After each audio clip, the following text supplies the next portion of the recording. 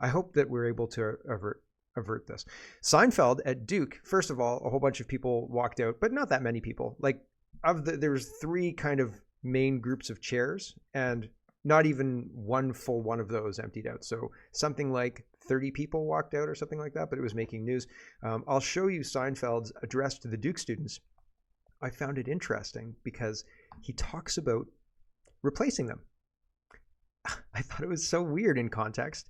You know, like he talks about how you Duke students here, it's time for you to go. And we've been looking around for your replacement. We found them. They're already coming. So time for you guys to go. Really? Honestly. So I'm going to show that to you because I thought, weird. That's a weird commencement speech, Jerry Seinfeld, right? And if you apply that to, I don't know, Israel and the Middle East, I don't know. I'm just saying, right? Weird speech, Jerry Seinfeld. My goodness. People are angry at the federal government and are telling them so. So in response, of course, the RCMP says we have to get laws to prevent people from legally telling politicians where to go. Really, I'll show you that. That's where we're starting. And they're going to blame Bitcoin. They're going to blame Bitcoin for the financial collapse. They're going to say, holy cow, people aren't using banks anymore because banks aren't trustworthy and they inflate your money and they do all sorts of bad things and maybe they could go bust and take all your money with them, right? And so people are putting money into other securities like silver, right? Actual silver, not paper silver. And by paper silver, I mean buying shares of silver on some exchange or something like that. You're not buying silver unless you're holding it in your hand. Same with gold. And Bitcoin doesn't follow that rule, but if you have your password, then you're all good with Bitcoin, I guess. There are people who love Bitcoin. There are people who are mistrusting of Bitcoin. I have Bitcoin investments because I like to, you know, if we're playing roulette, I like to have a little on black and a little on red. You see what I'm saying? Which is to say break even, right? So you hedge your bets in whatever way you can, right? So there's a lot to get to. Let's get to it first. We've got to start with True North talking about how really angry people are. They're very angry, right? This is May 12th. People are angry. Anger in Canada, says True North, towards the government, economy, and politics reaches record high. People are PO'd, right? The level of anger felt by Canadians toward the government, economy, and current events is increasing, reaching record levels, according to Pollard's Rage Index. Your minute of hate, everyone. That's part of the plan, right? They want to provoke a conflict. And what better way to provoke a conflict than to piss everybody off and start feeding them with all sorts of different reasons to be mad, right? And then they say, hold on, if you tell people that you're mad and tell them why you're mad and tell them where to go, that's actually, it's not a crime, but it's, you know, we're looking at making that illegal. The index asks Canadians about their level of pleasure with the federal and provincial government, the national economy, Canadians' personal finance situation, the types of changes happening in Canada, and the latest stories in the news. The average percentage of Canadians annoyed or angry about the 6 topics in the Rage Index was 58%, a 5% increase since January. 5% increase in how angry people are is a pretty big increase, right? I think the number of Canadians who were very angry about the 6 topics saw a 4% rise to 21%. If 58% are angry and 21% are really angry and 5% increase in the angry and 4% increase in the really angry, that's almost a 10% rise in anger in Canada just since January. That's massive. That is really, really bad. If what you're trying to do is govern a country or govern the country in the best way, and all you're doing is ticking everybody off, that's 60%. No, 70, 80%. 58 plus 21, 79%. That's a lot of percentage of people angry at the government, right? It doesn't seem to be something you can just kind of wave your hand at and be like, oh, well, that's just some people. That's just everybody. 8 out of 10. So the Rage Index hit a new high in April with record levels of anger about the Canadian economy and both federal and provincial governments, said the report. So it's not just the federal government they're mad at or the provincial government we're mad at. We're mad at the school board trustees, the councillors and the mayor, the premier, the MPPs, the MPs, and the prime minister, and every single cabinet minister too. We are angry. So CTV News reports RCMP boss expresses desire for a new law to deal with threats against politicians. Politicians keep getting more threats. The head of the RCMP says new tools might be needed to protect them. Contrarian says, I'm not for threatening anyone, but I would love to see all the proof of these accusations. What was said, who said what did they say, or where did they say it, and proof that it happened. Only because in Canada, most intelligence reports lack all intelligence lately. Well, and Trudeau doesn't actually read them, apparently, right? Like, Here's the CTV News article about this. The RCMP boss expresses a desire for a new law to deal with threats against politicians. The Mounties are seeing an increase in invective. This just means like angry rhetoric. directed at politicians, including comments from the same individual on multiple occasions, Duhim said in an interview. However, often the behavior does not meet the criminal code threshold for laying a charge of uttering threats.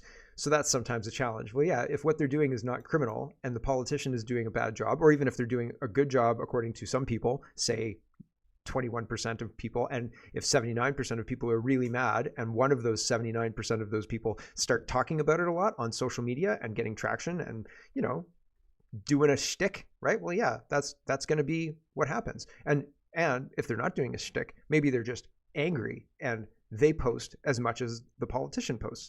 Is that incorrect? It's not illegal, right?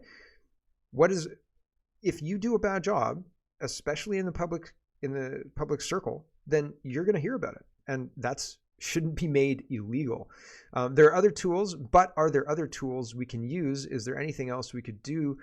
We could add to the criminal code that can address the situation. Duhim said that the RCMP hopes to work with Public Safety Canada and the Department of Justice on the possibility of a new provision to address the phenomenon. It'd be nice to see if we could look at that, he said. People feel more free to express what they really think, which is a good thing, but it has to be done in a civil way. Every elected official has a right to feel secure in doing their job. Duhim's comments come amid growing concerns about the safety of politicians. Nope. MPs have been followed on the streets and subjected to death threats. The escalation has prompted efforts to bolster protection and security measures. Ontario Liberal MP Pam Damoff recently announced that she would not run in the next election, saying threats and misogyny she had experienced made her fearful of going out in public. She's going to lose her seat, along with almost all of the Liberals. They have 250 seats now, and they're on track for 58 seats if an election was called today. So she's going to lose her seat. So she's not leaving politics because of misogyny. She's leaving politics because she's not going to get elected in the next round, and she damn well knows it, because all of the policies that she's supported have been awful and have ruined the country. Is this hate speech? Is this criminal? No, I don't think so. But under new laws, under C-63 and the Online Harms Act, these people can claim victimhood, and then all of a sudden, all the things that I talk about aren't allowed to be spoken about because somebody's feelings might get hurt. It might be hate speech, Mark P. Nope, it's not. And we need to stop this nonsense, because they're going to continue to silence their critics until they can get away with, they're already killing babies, right? Until they can get away with anything. I was going to say they get away with murder, but maid, abortion, what else? What other murder? Do you want politicians to just be able to carry around a handgun? Those are illegal in Canada. And just shoot people they don't like, right? Like, no, just ruin their lives and starve them to death and make sure their families are ruined, right? Like that's better. It's ridiculous. It's absolutely crazy. This is interesting. This is in the invasion stuff, but Norm Macdonald had a tweet years ago that said, "What terrifies me is if ISIS were to detonate a nuclear device and kill 50 million Americans, imagine the backlash against peaceful Muslims." And now Canada is canceling an event with ISIS survivor because her harrowing description of torture and rape would be offensive to Muslims and foster Islamophobia. So apparently this was November 2021. So this is a bit old news, but this person, this is why I was sharing this today. This person was asking ChatGPT to make a picture of a Muslim in a box, and it would not do it. In fact, it says you violated the terms of service, right? So you're going to be punished, social credit score going down. Maybe this is a non-legal hate crime thing that they want to make illegal because, you know, people might be offended, right? But he says, I was, however, able to manage a Catholic, Mormon, and a Jehovah's Witness in a box. AI is garbage in, garbage out. It's not. Well, I mean, it might be, yeah. But it is ideologically captured by its programmers, right? So if we let AI take over and able to watch speech online and to manage hate speech online and all of the rest of these things, this is how it's going to go. Like we've already got an example of how they're going to utilize these censorship tools to make sure there's an overclass and an underclass, and to reinforce that at every single turn. And if you start getting a following, if you start being able to effectively counter this, you will be fully silenced. And with digital ID, not just silenced, your ability to make money will be shut off, your ability to buy food will be shut off. You can see this in China. Already you can see this in China, and we'll talk about that later in the show as well. But this is the plan. This is what they want to roll out. Okay, this is how draconian they're attempting to make all of this so that we can't get out of it, so that there's no way out of it. Laurel says, I know a woman that was pulled over in rural Saskatchewan in Humboldt. She was not even pulled over. It was a stop where multiple vehicles were stopped. She was given a breathalyzer and had her mouth swabbed. Unlawful collection of DNA. So I didn't do a PCR test. I've never done a PCR test, and I won't do a PCR test, period. Hard no. If something requires a PCR test, I just walked out. I was like, nope, see you later. And or made it very difficult and demanded service until they relented and gave me the service without the PCR test, because that wasn't happening. I have not taken a PCR test. I heard people talking about that China was using them to collect DNA. I heard people talking about how Ontario was using them to collect DNA, all sorts of other stuff. I heard that they were dangerous with regards to putting a swab that far up your nose, which not going to happen. Sorry about your luck. Nope. Like, it's just uncomfortable, and I don't like doing uncomfortable things, and so I don't do them. That's not true. I stretch every day, and that's mildly uncomfortable. I don't like that. Every night before bed, I have a 10-minute stretching routine. It's ridiculous. And I'm one of those people. There are people who are very bendy and other people who are not very bendy. I'm not a very bendy person, and I'm years trying to touch my toes. Years. It's ridiculous. But if it's a medical procedure I don't like, I'll avoid it. And if it's a mandatory medical procedure that I disagree with from everything standpoint, then yeah, I'm not going to do that. I'm not going to do that. And discomfort is just one of the many reasons I won't do it.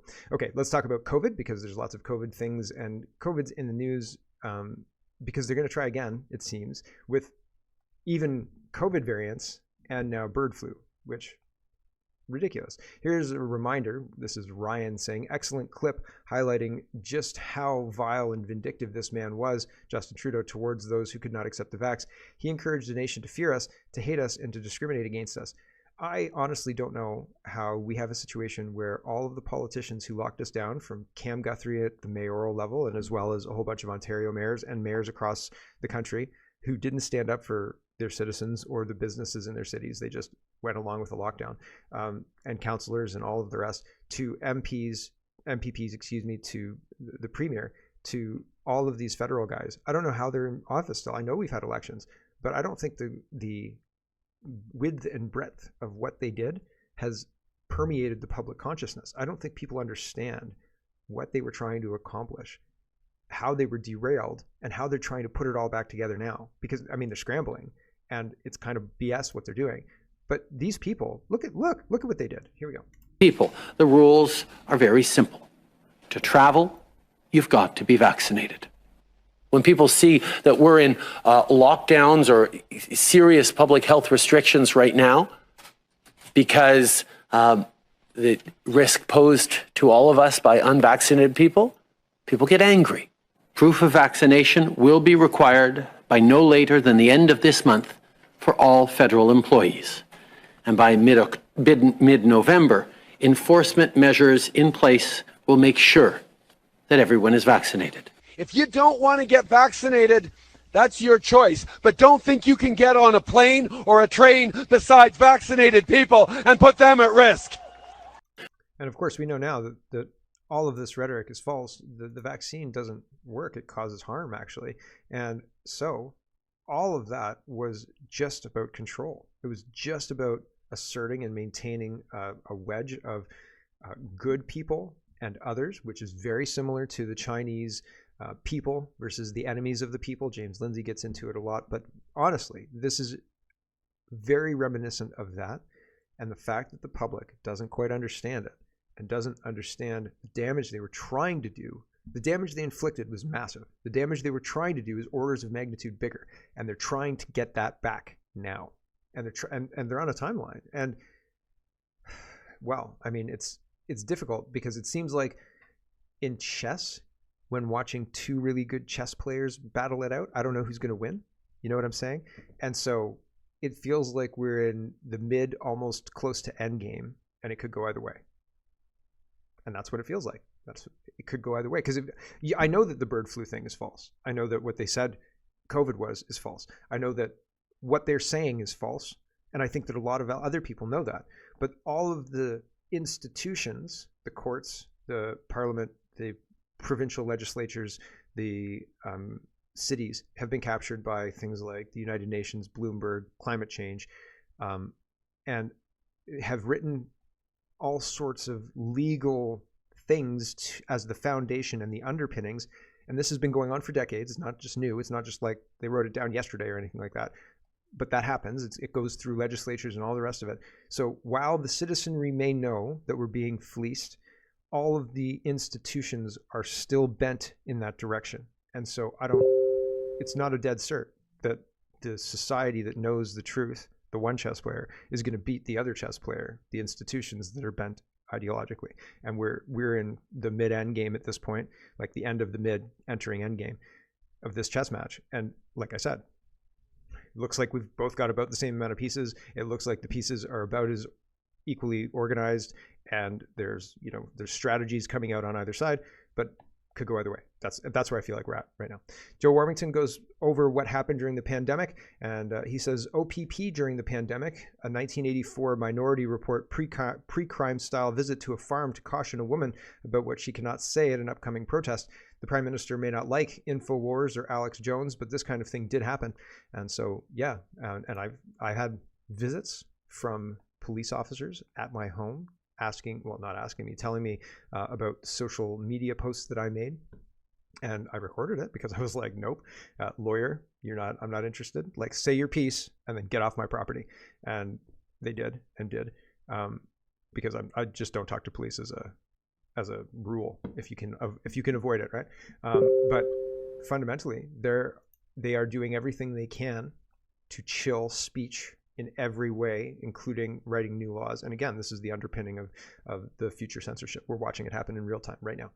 Clandestine says, here we go. This is the new bird flu. This is a minute long. It feels longer, but this is the chief scientist at the WHO talking about a new virus, and this is the bird flu. And I'm not doing this to scare you. I'm doing this to show you the pieces moving on the chessboard of our imaginary game. This is like watching that chess game. This is entering the end game of this next move. Here we go. Or this game and this series of tournaments that we're playing. Here we go. That virus now evolves and develops the ability to infect humans, and then critically the ability to go from human to human transmission. And we know that in the rare cases, I think off the top of my head, 400 or 500 cases so far of humans, the mortality rate is extraordinarily high. So to me, this is a major concern. The current outbreak, for want of a better word, in America amongst cows is really concerning as well, and also talks to this issue of transmission. We have to understand in those cow settings, sheds, how H5N1 is transmitting, because it may be evolving into transmitting in different ways. This is a huge concern, and I think we have to watch, more than watch, we have to make sure that if H5N1 did come across to humans with human-to-human transmission, that we were in a position to immediately respond with access equitably to vaccines, therapeutics, and diagnostics. That hard eye roll, right? Goodness me. So yesterday we were on Kitchen Table Talks, and I was talking about how I'm not worried about the bird flu vis-a-vis my health. I'm not worried. I was in England and I ate some mad cow burger, and it was great. It was absolutely delicious. And my family made fun of me because they were like, mad cow, dude. Like, nobody's eating beef. You're the only one who had a hamburger in this whole restaurant. I was like, it was delicious. It was great. So, give me a chicken breast, and I'm not playing this bird flu game, but I think they're going to try and use the bird flu as an excuse to call food. They're going to say, well, this farm and this farm and this farm, this farm, and all these farms are, bird flu signs. So we have to kill all the cows and the birds because it's going from cows to birds and birds to cows, and bird flu is turned into cow flu. And people will be fearful because this action looks legit, but I don't think it is. And as far as I know, I didn't get mad cow. So, but that could explain some things. Megan says, this time around, I won't mask, I won't social distance, I won't disrupt my children's socialization and education, I won't stay home, I won't suspend my freedoms to make you feel safe, I refuse to give up my living so you can exist, I will not comply. That's why the fires, by the way, because if you won't comply, and they can't cancel baseball games, and they can't cancel all of these other things from health, they'll make it so uncomfortable that you can't go and do your regular things by arson, right? Or doing whatever they can to make things so you do have to mask up, and things that you're planning will be canceled because of climate, right? And then they'll say, see, it's climate change and you should have listened to us. So I don't think the climate change is a thing. I think they're using these arson, and just like they use guns to bolster their gun laws, right? They're using this arson and fire to bolster their climate change laws. And I think it's BS, personally. Wall Street Silver says the climate crisis cult wants to kill you. Bill Gates and his crowd think this way also. They actually want a pandemic to do the dirty work for them. Bill says, if I'm brutally honest, the only realistic way to see emissions falling as fast as they need to avoid catastrophic climate breakdown is the culling of the human population by a pandemic with a very high fatality rate. These people are crazy. Honestly, they're crazy. We need to kill a whole bunch of people now so that in 100 years, the grandchildren of the people who survived this culling will have, a nice planet to live on. Meanwhile, 100 years ago, the planet was lovely. And 100 years before that, lovely too. And 100 years before that, lovely as well. And none of that has to do with human CO2 or anything like that. It is a massive, massive lie. It's a power play for control. I really believe that it's a power play for control. Pandemic is it's a 1-2 punch. The pandemic communism and the climate communism, between the two of them, they're trying to knock out the West. That's what I think that they're trying to do. Mario, let's talk about money, because it's, the problem is Bitcoin here. Tiff, boy named Sue, that's not advice, okay, guys? Here's Tiff Macklem, and he is saying some things about the Canadian economy. So here we go. Talking at the end, he's warning of Bitcoin contributing to the problems of the Canadian economy. Here we go. Some indicators, he says. Some indicators of financial stress have risen. At the same time, the valuations of... Just some? Like food is prohibitively expensive, rent is prohibitively expensive. What's the birth rate? Some? I think every single indicator that could be bad is bad, and he's understating it by a lot. At the same time, the valuations of some financial assets appear to have become stretched. This could increase the risk of a sharp correction that could generate system-wide stress. System-wide stress, when you're talking about the whole economy of the country, sounds bad. The recent rise in the use of leverage in non-bank financial institutions. Non-bank financial institutions. What are non-bank financial institutions? Bitcoin, right? Or crypto. That's the only one I can think. Real estate, I guess, like purchasing real estate. But come on, only Chinese investors do that. Or BlackRock. Could amplify the effects of such a correction. So we're in a situation where these negative indicators could lead to a sharp correction, and Bitcoin could make it worse. Weird. Why could Bitcoin make it worse? Bitcoin or non-traditional ways of banking.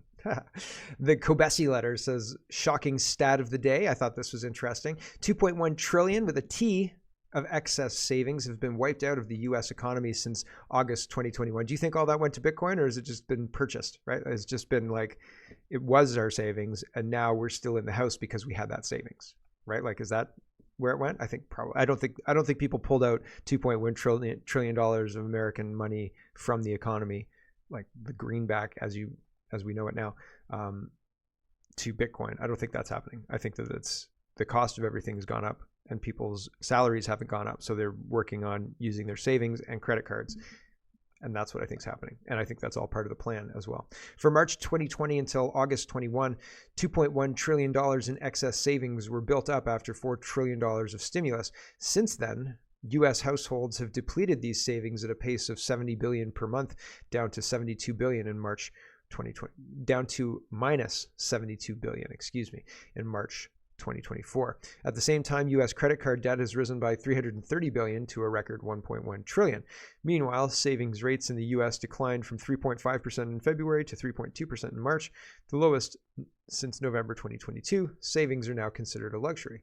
So if you live paycheck to paycheck, and then everybody lives paycheck to paycheck, soon the government provides the paycheck. In Canada, the government provides the paycheck for something like 40%.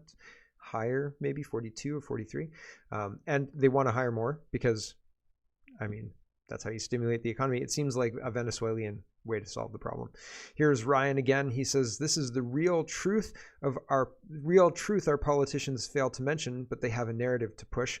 Poor forest management to blame for Canada's wildfires, not climate change. So that's interesting, right? There's no correlation between the number of fires and the climate change the government refers to.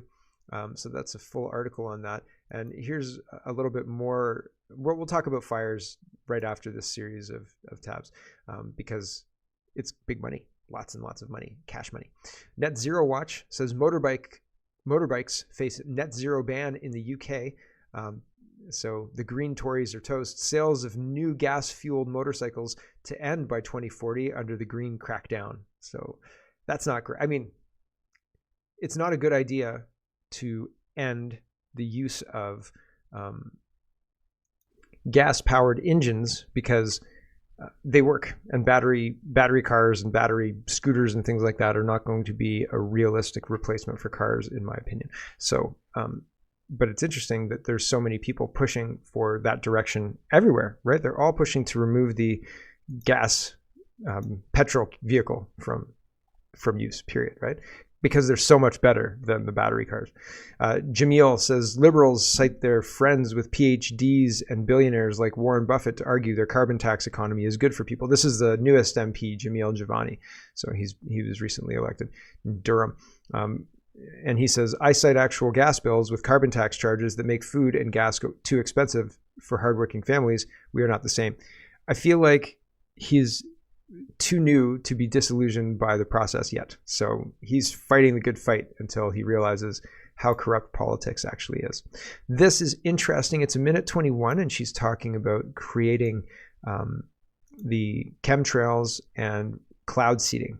And I think a lot of people still think that this is not as widespread as it is. And she shows, in the second half of this video, she shows a land-based station. Here we go. This is happening all over the place. And I bet you if we stopped doing all of this, if we stopped having all of these little towers and land-based things and plane-based things, our issues with weather would just evaporate. I bet you Canada would be super cold, and we'd have ice rinks from November to, it used to be February, March, right? Early March. And you're like, well, we're not going to put any more water on the ice rink because it's not going to stay. But like we used to have pretty good ice rinks, right? And so if we got rid of all that spraying, I think that things would improve dramatically. However, that's not part of the conversation that the globalists want to have, because the carbon tax and the climate communism is part of the 1-2 punch to take over the West. Okay, here we go. We're here in Utah, where they have been running cloud seeding program. There are 42 cloud seeding programs across the American West. Many of them have aerial parts where they take airplanes like this with flares attached. Inside these flares, silver iodide, a microscopic particle that acts like a magnet for water. So they shoot those microscopic particles into a storm that's already going to produce snow and just enhance that snow. By the end of the season, in a good program, we're told you can make 3 to 15% more snowpack.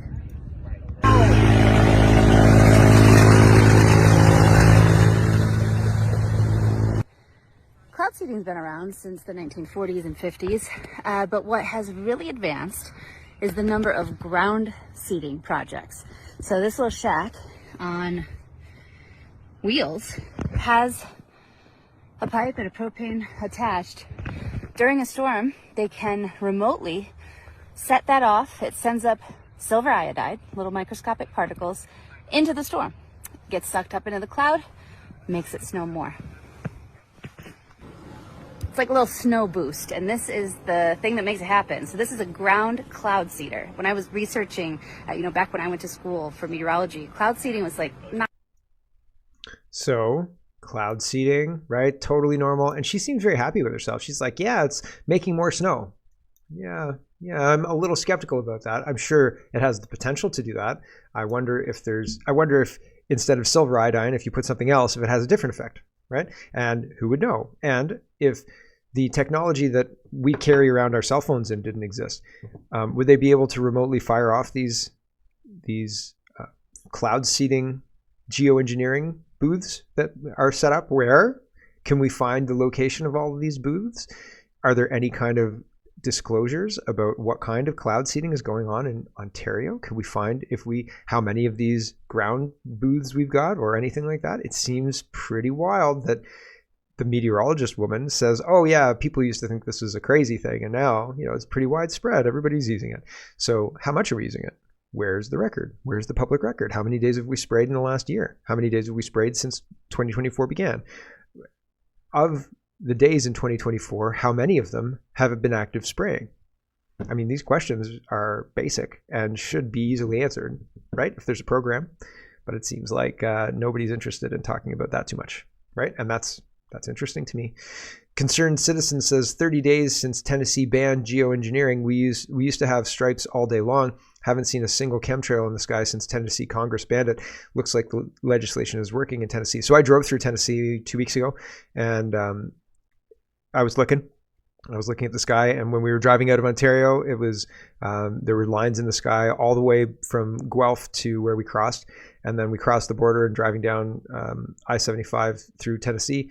There weren't any lines in the sky, and the sky had big, fluffy, big, happy-looking clouds, and I thought, holy cow, there's a big difference. And then we came into Georgia, and there were more lines in the sky, but I thought Georgia had banned the geoengineering because I thought that Tennessee, Kentucky, and Georgia had banned those geoengineering chemtrails and things like that. But I saw them in Georgia, but I didn't see them in Tennessee. So very interesting stuff. But I did see some planes flying through, and you do see contrails, just not chemtrails. And the contrails dissipate really quick. Like you see a plane fly through, and then it doesn't, the trail doesn't stay there forever, right? Like, and then bloom into a cloud. What happens is the trail disappears and then doesn't bloom into a cloud. If the chemtrail stays, it turns into a weird white cloud that's kind of patchy.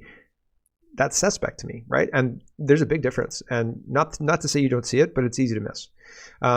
Jamie says, arson is not climate change. Lighting. Hello, everyone. Thanks very much for watching. This is just a short version of a longer show. If you'd like to get the whole show, you can go over to CanadaPoly.com and sign up for a subscription. Just look in the drop-down tab for Shop and Donate and look for subscriptions, and you'll get immediate access to the full show. Love to see you. Thanks for watching, everybody. Have a wonderful, wonderful day.